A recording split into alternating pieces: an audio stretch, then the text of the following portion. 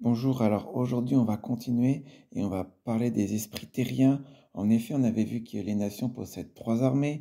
Il y a une armée terrestre, une armée navale et une armée aérienne, que ces trois armées sont à l'image des trois types de bataillons, des trois types d'esprits que l'on trouve dans le ciel.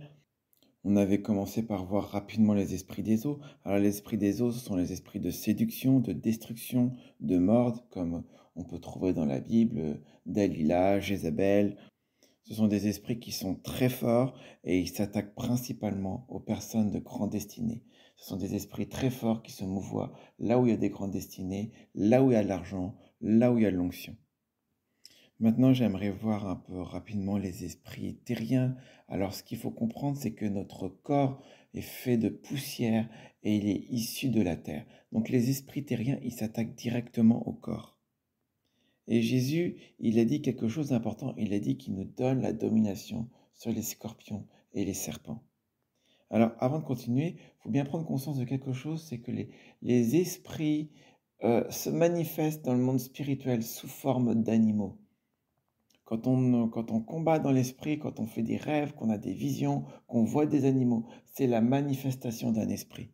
Satan lui-même, il a utilisé un serpent pour séduire Ève et Adam. Alors, si je reprends ces esprits terriens, les serpents et les scorpions, ce qu'ils ont, c'est qu'ils ont un venin, et le venin, quand il est injecté dans le corps, il tue le corps.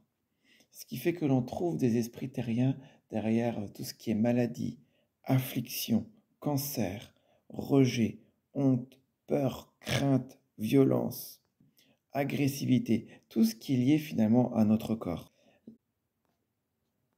La honte provient de la comparaison de l'image que l'on a de nous et de l'aspect extérieur. La peur provient de la prise de conscience d'un danger. On voit bien que la peur et la honte sont liées à notre corps. Pas que à notre corps, mais ils sont liés à notre corps. Voilà, les esprits terriens, ils se manifestent aussi, oui, derrière toute la violence qui peut se manifester dans nos membres, la colère, l'agressivité, la cupidité, l'avarice. Alors, Dieu, il se bat sur terre. Et il se manifeste sous la forme du lion de Juda quand il se bat sur terre. Le lion, on pourrait en parler longtemps, il a quelques caractéristiques. La première caractéristique, c'est qu'un lion ne voit pas bien, mais il se repère par les vibrations. Il discerne, il vit avec le discernement. Par les vibrations, il sent s'il y a une proie, il sent s'il y a quelqu'un qui est proche de lui. On dit que le lion, c'est le roi des animaux, il a une crinière, et cette crinière est le symbole de la gloire de Dieu. Il rayonne la gloire de Dieu. Alors quand on veut combattre des esprits terriens, on a besoin de trois dons de l'esprit. Le don de foi, de miracle et de guérison. Alors oui, quelque chose que je n'ai pas précisé, le chef ennemi sur terre, c'est le Béhémoth. La Bible en parle dans le livre de Job. Bon, voilà une présentation très succincte des esprits sur terre. Plus tard, je referai un enseignement expliquant les trois types d'esprits et comment Dieu se bat contre ces esprits.